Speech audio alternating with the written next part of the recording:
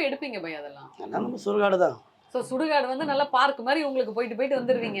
சூனியம் எடுக்கிறவனும் அங்கே தான் போகிறான், சூனியம் போடுறவனும் அங்கே தான் போகிறான். நமக்கு என்ன தேவையோ வந்து நம்ம எடுத்துகிட்டு அதை வேலை செய்கிறோம்.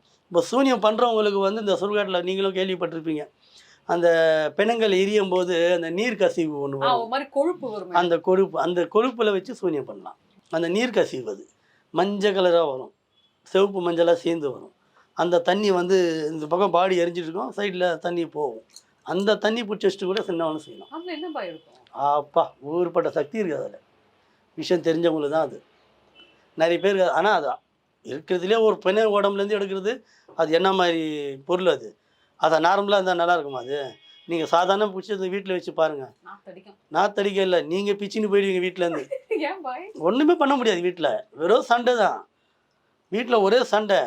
அதோடைய பேயோட ஆத்மாவோடைய ஆட்டங்கள் ரொம்ப அதிகமாக காட்டும், புரியுதுங்களா? அதெல்லாம் எதையோ போகிறது எடுத்துகிட்டு வந்து இங்கே வச்சுக்கிற மாதிரி கதையாகிடும். அப்புறம் அதை வச்சு தான் இவங்க வந்து சூனியத்தை உருவாக்குறாங்க. நமக்கு அதுக்கு சம்மந்தம் கிடையாது.